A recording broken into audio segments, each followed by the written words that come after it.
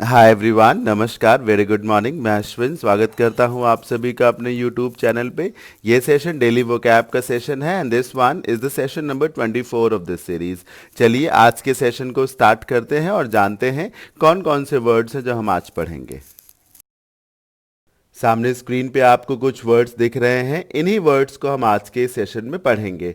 First one is expulsion which is a noun. Second word जो हमने रखा है वो है अवर, अवर एक वर्ब है। Third one is jubilant which is also an adjective. Word number 4 is ravenous, a very important word too, जो कि एक adjective है like jubilant। और जो last word पढ़ेंगे हम in this session it would be circumlocution। circumlocution एक noun है। अब हम आगे बढ़ेंगे बारी बारी से इन सारे words का meaning, इनके dedicated uses और कैसे हम इन्हें easily याद रख सकते हैं, इन सारी बातों को समझेंगे। इस सेशन का PDF डॉक्यूमेंट जो है ऑलरेडी टेलीग्राम चैनल पे शेयर किया जा चुका है। टेलीग्राम चैनल का लिंक जो है नीचे वीडियो के डिस्क्रिप्शन में दिया हुआ है, आप इसे वहां से डाउनलोड भी कर सकते हैं। चलिए स्टार्ट करते हैं आज के सेशन को।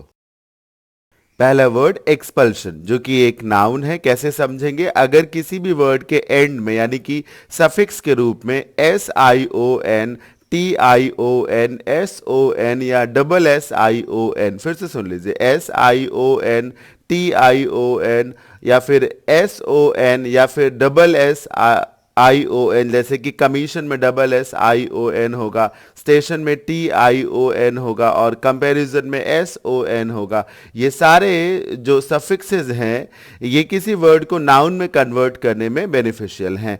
तो एक्सपल्शन एक नाउन है। मीनिंग क्या है? The act of forcing someone to leave a place or a group. किसी व्यक्ति को जबरदस्ती किसी स्थान विशेष या फिर संस्था विशेष से भगा देना, खदेड़ देना। सरल शब्दों में एक्सपल्शन का मीनिंग है बहिष्कृत कर देना या खदेड़ देना, जिसको कहा जा सकता है। अब आप इसे याद कैसे करेंगे? दो तरीके। पहला तरीका क्या है सुनिए। जो EX आप देख रहे हैं प्रीफिक्स के रूप में, हमेशा याद रखें कि जब भी कभी किसी वर्ड की शुरुआत में EX आएगा तो हमेशा चीजों के बाहर जाने की ही बात आएगी। चाहे वो एग्जिट हो, चाहे वो एक्सपोर्ट हो, चाहे वो एक्सप्रेस हो, चाहे वो एक्सप्लेन हो, और भी बहुत सारे वर्ड, चाहे वो एक्सप्लिकेट हो, चाहे वो एक्सप्लिसिट हो, एक्सपैंड हो, बहुत सारे, एक्सपाउंड हो, बहुत सारे ऐसे वर्ड्स हैं।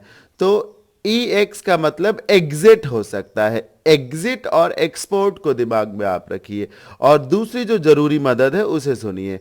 PULS एक रूट वर्ड है, याद रखें। PEL और PULS both are root words. इन दोनों वर्ड्स का मीनिंग मूवमेंट के लिए होता है। जैसे प्रोपेल होता है और प्रोपल्शन होता है, फिजिक्स में आपने पढ़ा होगा। प्रोपेल करने का मतलब है धक्का देना यानी मूव कराना, और प्रोपल्शन फोर्स होता है धक्का देने के लिए, आगे बढ़ाने के लिए।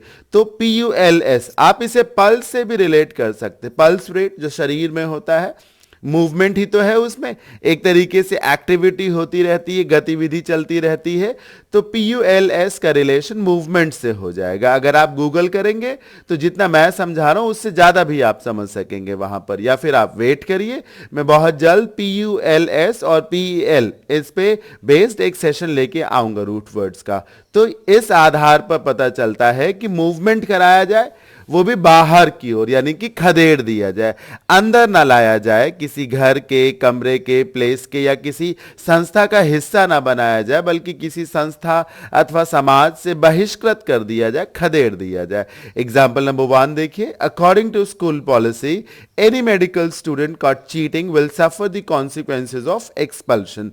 मतलब स्कूल की पॉलिसी के मुताबिक कोई भी मेडिकल स्टूडेंट अगर चीटिंग करते हुए पकड़ा जाएगा, नकल करते हुए पकड़ा जाएगा, so the student will have to suffer the consequences of expulsion। सफर का मतलब झेलना, तकलीफ सहना, और consequences का मतलब है दुष्परिणाम। एक्सपल्शन कर दिया जाएगा, उसको खदेड़ दिया जाएगा स्कूल से, और उसे इसके दुष्परिणाम को भुगतना ही होगा। एग्जाम्पल नंबर 2 देखिए। Jack's expulsion from the law firm. Generally expulsion के साथ प्रेपोजिशन फ्रॉम आता है। इसे याद रखने की आज सच कोई जरूरत नहीं है, क्योंकि जब खदेड़ा जाएगा तो किसी स्थान विशेष से खदेड़ा जाएगा, और से की अंग्रेजी फ्रॉम ही तो होती है। बाकी आप चाहें तो याद रख सकते हैं। Jack's expulsion from the law firm was brought on. ये एक इंपॉर्टेंट फ्रेज है, रीजन के लिए इस्तेमाल होती है कि जैक को लॉ फर्म से जब एक्सपेल कर दिया गया या फिर उसका एक्सपल्शन हुआ तो वो लाया गया, ब्रिंग ऑन, लाना, किसके द्वारा लाया गया? By his unwillingness to enter rehab for his drinking problem. वो नशा बहुत करता था और उसकी फर्म उसे रिहैबिलिटेशन सेंटर भेजना चाह रही होगी, रिहैब कराना चाह रही होगी, मतलब एक तरीके से उसकी आदतों में सुधार लाना चाहती होगी, लेकिन उसके भीतर अनिच्छा थी इस काम को लेकर। वो अपनी ड्रिंकिंग प्रॉब्लम को छोड़ना ही नहीं चाहता था, जिसकी वजह से अंततः उसे एक्सपेल कर दिया गया। It resulted in his expulsion from the law firm. ठीक है ना, ब्रिंग ऑन को याद रखिएगा, लाना, रीजन बनना। सिनोनिम्स क्या हो सकते हैं? वो सारे वर्ड जिनका मतलब खदेड़ना हो, जैसे कि इविक्शन, खदेड़ने के लिए बलपूर्वक किसी को उसी के घर से निकाल देना, इविक्ट करना कहा जाता है। मैंने जो बोला उसे आप ध्यान से सुने, बलपूर्वक किसी को उसी के घर से निकाल देना इविक्ट करना कहा जाता है, यही इविक्शन हो गया। फिर एलिमिनेशन हो गया। किसी भी रियलिटी शो में आप समझ सकते हैं जब किसी कंटेस्टेंट को शो से निकाला जाता है तो वो एलिमिनेशन राउंड होता है, उसे एलिमिनेट कर दिया जाता है। ऑस्ट्रोसिज्म, जो कि ऑस्ट्रोसाइज से बना, ऑस्ट्रोसाइज का मतलब भी होता है एक्सपेल कर देना, डिसमिस कर देना। और डिस्चार्ज और इजेक्शन, इन दोनों वर्ड्स को ध्यान से सुनिए, डिस्चार्ज और इजेक्शन। इजेक्शन को आप इंजेक्शन से याद करिए। इंजेक्शन क्या होता है? शरीर में किसी चीज को, खास तौर पे किसी दवाई को प्रवेश कराना इंजेक्शन, और इंजेक्शन को ऑपोजिट इजेक्शन हो जाएगा, यानी कि शरीर से चीजों का बाहर निकलना। सुनिए, एक्सपल्शन का एक मीनिंग ये भी होता है कुछ भी शरीर से बाहर आना, जैसे उल्टी कर देना, ये भी एक तरीके का एक्सपल्शन है। अदरवाइज जनरली मां के गर्भ से बच्चे का बाहर निकलना वो एक्सपल्शन कहा जाता है। अगर आप गूगल करें इस वर्ड को और इमेजेस सेक्शन में जाएं, एक्सपल्शन को गूगल करें और फिर इमेजेस में जाएं, तो वहां पर ऐसी भी इमेजेस दिखेंगी जहां पर किसी बच्चे के डिलीवरी वाले सीन को भी दिखाया गया होगा। तो एक्सपल्शन किसी बच्चे का मां के गर्भ से बाहर आना भी कहा जाता है, स्पेशली अ प्रीमेच्योर बेबी। तो डिस्चार्ज हो गया और इजेक्शन भी हो गया। अब एंटोनिम्स में वो वर्ड्स आएंगे जिनका मीनिंग शामिल करने से होता हो, एक्सेप्ट करने से होता, लाइक एक्सेप्टेंस जो कि एक्सेप्ट से बना है।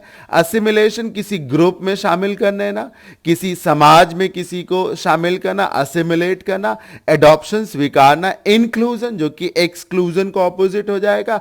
और इंजेक्शन, इजेक्शन का ऑपोजिट इंजेक्शन हो जाएगा। होपफुली आप सभी को ये वर्ड समझ में आया होगा।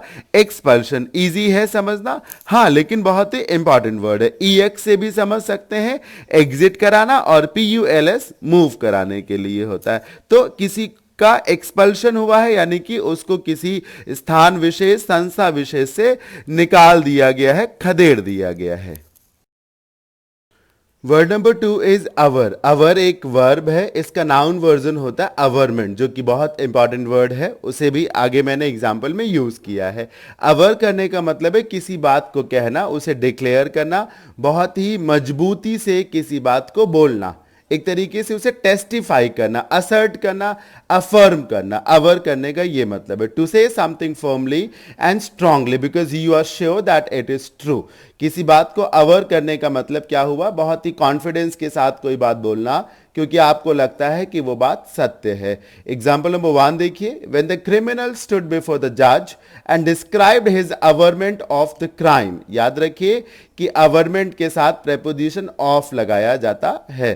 तो जब क्रिमिनल जज के सामने खड़ा हुआ और उसने बहुत ही कॉन्फिडेंस के साथ गुनाह को लेकर अपनी बात कही, द जज एक्सेप्टेड हिज प्ली। प्ली मतलब होता है एक तरीके से याचिका, due to his statement being true, क्योंकि उसको यही लगा, जज को यही लगा कि उसका जो स्टेटमेंट है वो सही है, इसलिए चूंकि वो उसने जो कुछ भी कहा था अवर किया था, बहुत ही कॉन्फिडेंस के साथ कहा था। कहा जाता है कि अगर आप झूठ भी बोले लेकिन आत्मविश्वास के साथ बोलें तो वो सत्य ही हो जाता है। तो यहां पे वही बात है कि कॉन्फिडेंस के साथ उसने क्राइम से संबंधित अपना बयान दिया था, जिसकी वजह से जज को लगा कि वो सही बोल रहा है और उसने एग्जोनरेट कर दिया, जज ने उस व्यक्ति को रिलीज कर दिया। अवरमेंट के साथ प्रेपोजिशन ऑफ लगता है, इस बात को मेंशन कर लें, नोट डाउन कर लें। एग्जांपल नंबर 2 देखिए, she award that she had never seen the man before. उसने बहुत ही कॉन्फिडेंस के साथ ये बात बोली कि उसने इस व्यक्ति को आज से पहले कभी नहीं देखा था। मतलब जब उससे कहा गया कि क्या तुमने इस व्यक्ति को पहले कभी देखा, तो उसने बहुत ही कॉन्फिडेंस के साथ कहा no I have not seen this man before. Aver किया उसने। सिनोनिम्स में कौन से वर्ड्स हो सकते हैं? डिक्लेयर, असर्ट करना, असर्टिव सेंटेंसेस इसी से बनता है सर। अफर्मेटिव सेंटेंसेस भी इसी से बनता है, हां बोलना। असर्ट करने का मतलब है कॉन्फिडेंस के साथ कोई बात बोलना, चाहे हां बोलना और चाहे ना बोलना। प्रोक्लेम करना, उद्घोष करना, अनाउंस करना, स्टेट करना, इसी से स्टेटमेंट बनता है, किसी बात को लिखना, बताना, समझाना। स्वेयर, कसम खाकर बोलना, आई स्वेयर बोलते नहीं है स्पोकन इंग्लिश में, आई स्वेयर, तो कसम खा के किसी बात को बोलना, यानी कि कॉन्फिडेंस से कोई बात रखना। अब एंटोनिम्स में कौन से वर्ड्स आएंगे? डिनाई, डिसओन कर देना। डिसओन करने का मतलब है कि किसी मुद्दे से, किसी बात से अपना पल्ला झाड़ लेना, नहीं मेरा कोई मतलब नहीं, डिसओन कर देना। ठीक है ना, कोई स्टेटमेंट है और कहा जा रहा है कि आपका बयान है वो, तो आपने उसे डिसओन कर दिया, you said no this was not my statement. Party ने, जैसे अक्सर होता है कि किसी पॉलिटिकल पार्टी का कोई लीडर कोई कंट्रोवर्शियल स्टेटमेंट दे देता है, तो ऐसे में पार्टी अपने आप को बचाने के लिए उस स्टेटमेंट को डिसओन कर देती है, ठीक है, खंडन करती है या अपना पल्ला झाड़ लेती है। डिसओन ओनरशिप को भी हटा देने से होता है, मतलब मालिकाना हक। ओन ओनरशिप से बनता है, तो किसी चीज के अब आप मालिक नहीं है। रेपिडिएट, खंडन करना। मैं इस वर्ड को आपको डेली वोकैब के सेशन में पढ़ा चुका हूं। और गेन से, डिनाई करना, इस वर्ड को भी मैं आपको डेली वोकैब के सेशन में पढ़ा चुका हूं। तो आप मेरे सारे सेशंस को अगर अटेंड करेंगे तो निश्चित रूप से मैक्सिमम बेनिफिट उठा सकेंगे। अवर बहुत इंपॉर्टेंट वर्ड है, याद रख लीजिए सर। डिक्लेयर करना है ना, हां बोलना, कॉन्फिडेंस के साथ कोई बात कहना ताकि वो सही साबित हो जाए। इसी का नाउन वर्जन है अवरमेंट, जिसके साथ प्रेपोजिशन ऑफ लगाया जाता है। Word number 3 is Jubilant. Jubilant के एंड में चूंकि ए एन टी लगा है, this is why it is an adjective. याद रखिए, जब भी कभी किसी वर्ड के एंड में ए एन टी लगा हो, ई एन टी लगा हो, तो वर्ड एक एडजेक्टिव बन जाता है। जैसे कि एक्सेलेंट और ब्रिलियंट, इन दोनों वर्ड्स को याद रखेंगे तो सब कुछ सरल हो जाएगा। एक्सेलेंट में ई एन टी आता है और ब्रिलियंट में ए एन टी आता है, बोथ आर एडजेक्टिव्स। जुबिलेंट एक एडजेक्टिव है, मीनिंग क्या है? एक्सट्रीमली डिलाइटेड एंड प्राउड, बहुत ज्यादा खुश होना या फिर गौरवान्वित होना। Why? Specially because of triumph और सक्सेस, क्योंकि आपने कुछ सफलता अर्जित की है, आप विजयी हुए हैं, कोई जीत आपने दर्ज की है। This is why you are jubilant, मतलब बहुत ज्यादा एक्साइटेड होना। राइट कॉर्नर पे एक पिक्चर बनी हुई है जिसमें कोई लड़का या कोई भी व्यक्ति ग्रेजुएट होता है, स्कूल से, कॉलेज से सक्सेसफुली पास आउट होता है, जिसकी वजह से वो देखिए ना जुबिलेंट की स्टेट में है, उछल रहा है, बहुत ज्यादा खुश है। जुबिलेंट का यही मतलब है, बहुत अधिक खुश होना। कैसे याद रखेंगे? ध्यान से सुनिएगा। JUBIL, फिर से सुनिए, JUBIL, जिसे आप प्रीफिक्स बोल सकते हैं या फिर रूट वर्ड बोल सकते हैं। इसका संबंध सेलिब्रेशन से हो सकता है, हैप्पीनेस से हो सकता है। सर इसी से जुबिली बनता है, सिल्वर जुबिली, आपको शायद याद हो, जुबिली प्रोग्राम कराया जाता है सेलिब्रेशन के लिए। जुबिलेंस इसी से बनता है, जुबिलेशन इसी से बनता है। तो जुबिली, JUBIL का मतलब ही खुशी से होता है, आनंद से, एंजॉयमेंट से हो सकता है। तो जुबिलेंट होने का मतलब है एक्सट्रीमली हैप्पी, चीयरफुल जिसे कह सकते, बहुत ज्यादा खुश होना। उम्मीद है याद हो गया होगा आप सभी को। एग्जांपल्स देख लीजिए फटाफट। Graduating college is one of the most Jubilant times of my life, मतलब कोई कह रहा है कि जब मैं कॉलेज से ग्रेजुएट हुआ तो it was one of the most Jubilant times of my life, वो मेरे जीवन के सबसे अच्छे, सबसे बहुत ही सुंदर या फिर बहुत ही हैप्पी मोमेंट था, एक तरीके से बहुत ज्यादा खुश होने वाला मोमेंट था और हमेशा रहेगा। एग्जाम्पल नंबर 2 देखिए। I am jubilant to learn that my sister is expecting another baby, मतलब कोई ये कह रहा है कि मैं इस बात से खुश हूं कि मैं फिर से मामा बनने वाला हूं। माई sister is expecting another baby. ठीक है ना। ये याद रखें कि जब भी किसी महिला को बच्चा होने वाला होता है तो वहां एक्सपेक्ट वर्ब को अक्सर यूज किया जाता है। फिर से सुनिए, जब किसी महिला को कोई बच्चा होने वाला होता है तो जनरली वहां एक्सपेक्ट वर्ब का यूज किया जाता है। अब सिनोनिम्स में कौन से वर्ड्स हैं देखिए, एक्सटेटिक जो कि एक्सटेसी से बना खुश होना, ट्रायम्फेंट जो कि ट्रायम्फ से बना, ट्रायम्फ का मतलब ही होता है विन या विक्ट्री, इलेटेड इलेशन से बना बहुत ज्यादा खुश होना, एक्सुबरेंट वेरी इंपॉर्टेंट वर्ड याद रखिएगा, ऑन क्लाउड 9 एक इंपॉर्टेंट और कॉमन ईडियम है, सातवें आसमान पर होना। तो ये सारे इंपॉर्टेंट सिनोनिम्स थे। क्या लगता है आपको कि एक्सटेटिक इंपॉर्टेंट नहीं है, इलेटेड एक्सुबरेंट इंपॉर्टेंट नहीं है? सर ये सारे वर्ड्स इंपॉर्टेंट है, इन्हें हल्के में ना लें आप प्लीज। एंटोनिम्स को देखिए, डोलफुल, सॉरोफुल, डेस्पॉन्डेंट, इन सारे वर्ड्स का मतलब दुखी होने से होता है। सॉरोफुल इजी वर्ड है। डोल आप याद रखिए, DOL का मतलब ही होता है दुख। एक ईडियम है इन डोलड्रम्स, क्या कहा मैंने, इन डोलड्रम्स, दुख में होना, बहुत अधिक कष्ट में होना। सॉरोफुल, डेस्पॉन्डेंट, डाउनकास्ट, एक तरीके से अपने आप को निम्न समझना, बहुत ही मुरझाया मुरझाया सा रहना। डाउन इन द डम्प्स, ये भी एक ईडियम है और इसका मतलब भी उदास होने से होता है, बहुत ज्यादा मेलनकॉलिक होने से हो सकता है, हैपलेस या होपलेस होने से हो सकता है। तो ये था आज के सेशन का वर्ड नंबर 3, जुबिलेंट, जिसका मतलब बहुत ज्यादा खुश होने से हो सकता है, इबुलियंट होने से हो सकता है। चौथा वर्ड है रैवेनस। रैवेनस के एंड में OUS लगा हुआ, जिसकी वजह से ये भी एक एडजेक्टिव याद रखें। अगर सफिक्स के रूप में OUS आए, जैसे कि सीरियस, फेमस, कॉशियस, जुडिशियस, तो ये सब कुछ एडजेक्टिव्स में आएंगे, ठीक है ना। तो रैवेनस एक एडजेक्टिव हुआ। मीनिंग क्या है? If you are ravenous you are extremely happy. I'm sorry, if you are ravenous, you are extremely hungry। अगर आप ravenous हैं तो इसका मतलब है कि आप बहुत ज्यादा भूखे हैं या फिर भुक्खड़ हैं। ravenous का मतलब बहुत ज्यादा भूखे होने से है। कई बार ravenous का रिलेशन बहुत ज्यादा पेटू होने से भी है। देखिए, जो व्यक्ति बहुत भूखा होगा वही बहुत ज्यादा खाएगा। तो भुक्खड़, भूखा होना, पेटू होना, यही मीनिंग है ravenous का। राइट कॉर्नर पे एक पिक्चर बनी हुई, उससे भी आपको अंदाजा लग सकता है। अब मैं आपकी एक छोटी सी हेल्प कर रहा हूं नेमोनिक्स के माध्यम से। नेमोनिक्स क्या है? नेमोनिक्स एक तरीका है जिससे आप किसी वर्ड को इजीली समझ सकते हैं, जिसमें कोई रूट का कमाल नहीं होता। मैंने गूगल पे जब इस वर्ड को देखा तो किसी बंदे ने रैवेनस को, पॉसिबली किसी टीचर ने ही रैवेनस को पढ़ाने के लिए एक तरीका ढूंढा और वो तरीका रावण से जुड़ा हुआ था। उनके मुताबिक रावण जिसके 10 सिर थे, 10 सिर होने की वजह से रावण बहुत ज्यादा खाना खाता होगा, बहुत ज्यादा भुक्खड़ होगा।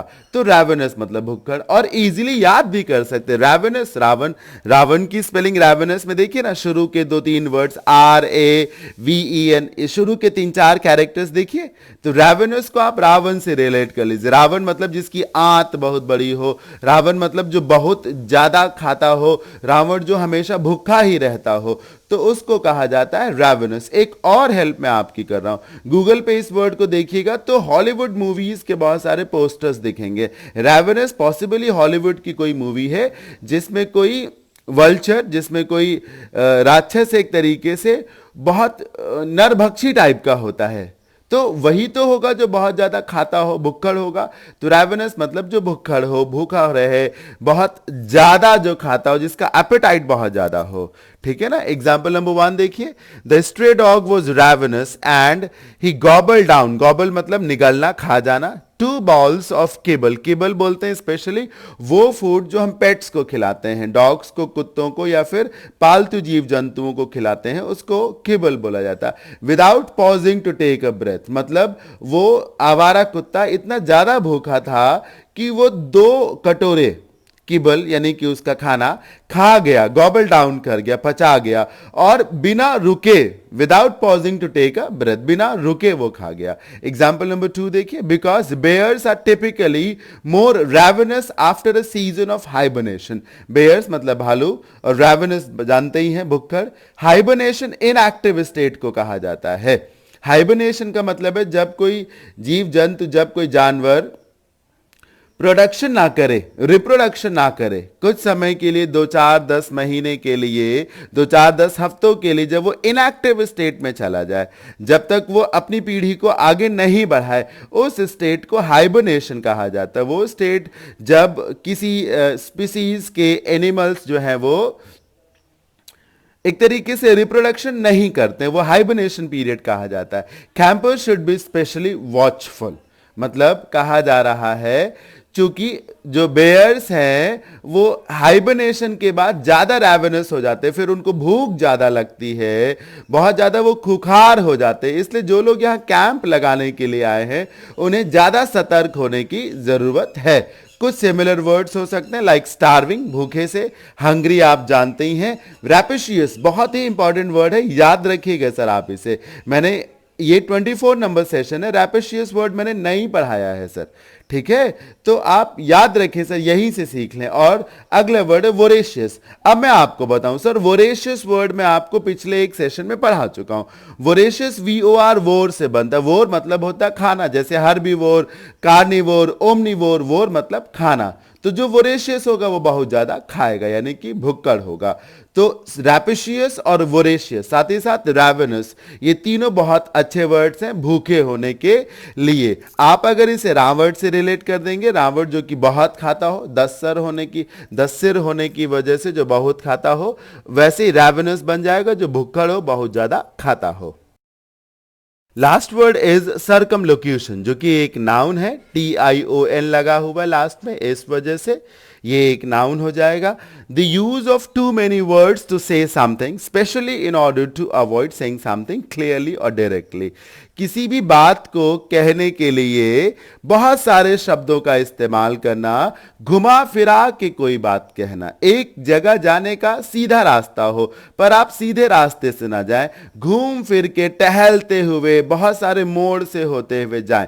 आप राइट कॉर्नर पे एक पिक्चर बनी है, उससे भी हेल्प ले सकते हैं कि स्ट्रेट डिस्टेंस को तय करने के लिए एक टेढ़ी मेढ़ी रास्ता बनाई जा रही है। यही है सर्कमलोक्यूशन। किसी बात को कहने के लिए जब गोल मोल रवैया अपनाया जाए, सीधे तौर पे उसे ना कहा जाए। क्यों ये रवैया प्रायः क्यों अपनाया जाता है? ताकि समय काटा जाए, ताकि वास्तविकता को छिपा लिया जाए, सच्चाई को कहने से बचा जाए एक तरीके से। सर्कमलोक्यूशन कैसे याद रखेंगे, ध्यान से सुनिएगा। सर्कम जो कि सर्कमस्टांसेस से बन सकता है, जो कि सर्कमफेरेंस से बन सकता है। सर्कमफेरेंस मतलब परिधि को, गोल गोल हो गया, सर्कम मतलब गोल गोल हो गया। और LOC, ये जो लोक्यूशन आप देख रहे हैं, ये बोलने से रिलेट करेगा, समझ रहे हैं ना, बोलने से रिलेट कर जाएगा। तो जो घुमा फिरा के गोल गोल करते हुए बोले तो उसे कहा जाएगा सर्कमलोक्यूशन। इस प्रोसेस को, इस एक्ट को सर्कमलोक्यूशन बोला जाता है। घुमा फिरा के किसी बात को बोलना ताकि आप सच बोलने से बच सकें, अपने आप को बचा सके बेइज्जत होने से। एग्जाम्पल नंबर 1 देखिए, ये एक आर्ट है और पॉजिटिव वर्ड नहीं है ये। As a politician the senator had no problem using circumlocution to make his responses sound honest. मतलब एक पॉलिटिशियन होने के नाते वो सीनेटर, किसी सांसद को बोलते, सदन के मेंबर को, सीनेट के मेंबर को सीनेटर बोलते, तो उसे सर्कमलोक्यूशन को यूज करने में कोई प्रॉब्लम नहीं थी, ताकि वो अपने रिस्पॉन्सेस को दूसरे लोगों को अच्छे से कन्विंस करा सके, वो ऑनेस्ट है ये बात समझा सके। बहुत ज्यादा बोला क्यों जाता है? ताकि आपकी खामियों को आप छिपा सकें। एग्जाम्पल नंबर 2 को देखिए। The lawyer he made use of circumlocution to confuse the jury into believing his client's innocence. Lawyer क्या कर रहा था? उसने सर्कमलोक्यूशन का यूज किया, मतलब घुमा फिरा के, बहुत टहला के बात रखी ताकि वो जूरी को कंफ्यूज कर ले जाए और उन्हें ये यकीन दिलाने में कामयाब हो जाए कि जो उसका क्लाइंट था, मुवक्किल था, वो इनोसेंट था एक तरीके से। तो आप क्या देख रहे हैं, सर्कमलोक्यूशन का यूज हमेशा अपनी खामियों को छिपाने के लिए या गलत तरीके से जीतने के लिए ही यूज किया जाता है, ठीक है ना। That's why I said circumlocution is a negative word. Synonyms क्या हो सकते हैं? वर्बोसिटी, वर्ब से बना, वर्ब मतलब ही होता बोलना, इसी से वर्बल बनता है, बहुत ज्यादा शब्दों का इस्तेमाल करना। या फिर लॉन्ग विंडेडनेस, घुमा फिरा के बहुत लंबा चौड़ा भाषण देना। अब एंटोनिम्स में वो वर्ड्स आ जाएंगे जिसमें बहुत कम शब्दों का इस्तेमाल करके किसी बड़ी बात को कहा जाता हो, जैसे कि ब्रेविटी। ब्रेविटी वर्ड मैं आप सबको पढ़ा चुका हूं डेली वोकैब के ही सेशन में, इसीलिए मैं कहता हूं अगर आप मेरे हर सेशन को अटेंड करेंगे तो मैक्सिमम बेनिफिट को उठा सकेंगे। ब्रेविटी को समझाने के लिए मैंने ब्रीफ का इस्तेमाल किया था। ब्रीफ में चीजों को बोलना, कम शब्दों का इस्तेमाल करके बोलना। कंसाइजनेस, कंसाइज से बना। सेकेंडनेस, सेकेंड से बना, जिसका मतलब भी होता है कम शब्दों का इस्तेमाल करना। तो सर्कमलोक्यूशन किसी बात को घुमा फिरा के, बढ़ा चढ़ा करके, एक तरीके से अवॉइड करते हुए बोलना, है ना। तो ये था आज का सेशन जिसमें मैंने आपको अपने हिसाब से 5 बहुत ही इंपॉर्टेंट वर्ड्स पढ़ाए।